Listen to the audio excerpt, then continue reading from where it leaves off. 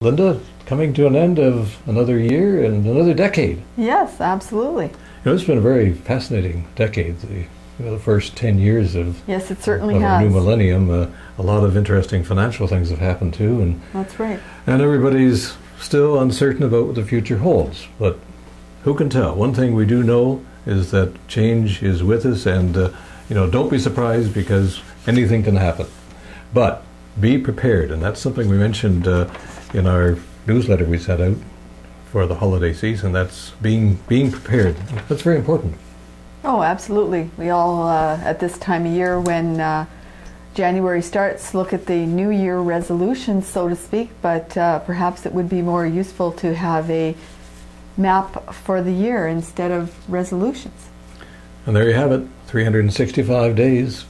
And those New Year's resolutions, we don't keep them all, but it's good to keep in mind that, as each day goes by, that there's always something you can do to make your situation better. And that's where financial planning comes in. We'll talk about that in just a few moments' time. But one of the things we wanted to mention was the fact that I have something different here on my upper lip. And this came about because of Movember. Yes, I encouraged John to participate in the Movember mustache growing contest in order to support men and raise money for the prostate cancer.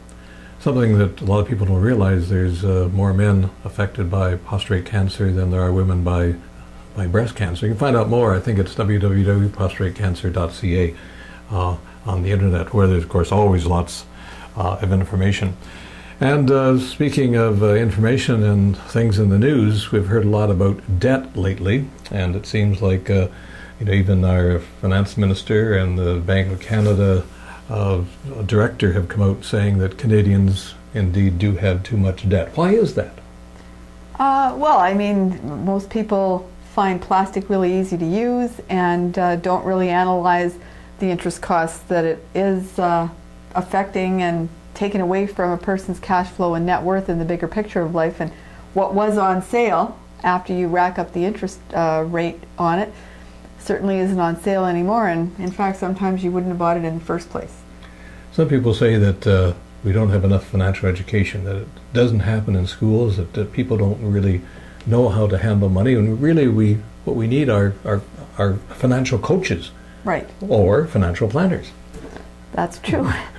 So if anyone wants to have any guidance in that area and feels that they are weak, certainly we're always here.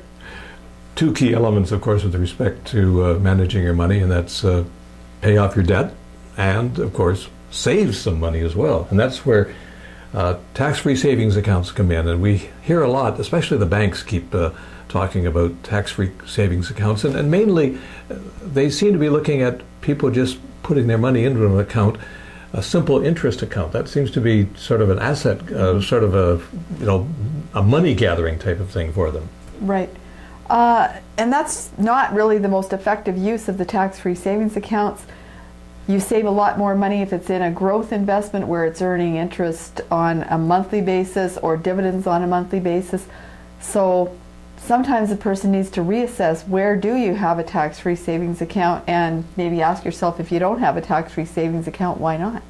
Do you think everyone should have a tax-free savings account? Everyone should have a tax-free savings account. Regardless of what it's for, sometimes just for saving money for a rainy day? Absolutely. Or for saving... Why would you give money to the tax man that you don't need to? Yeah, okay.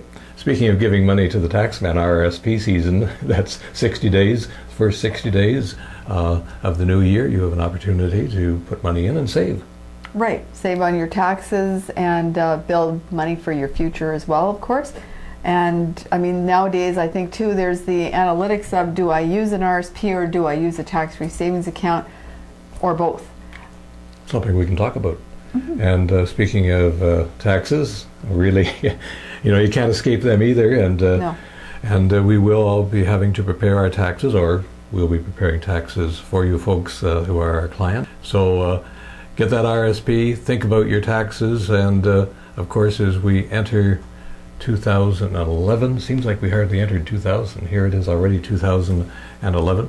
On behalf of all of us here at Financial Decisions, and Melanie, of course, our compliance officer, who is also our camera person for this episode of Financial Perspectives, and Tammy and the rest of us. Merry Christmas, Happy Holidays, and we'll see you in the new year. If anybody needs any help figuring out their issues before then, call us too.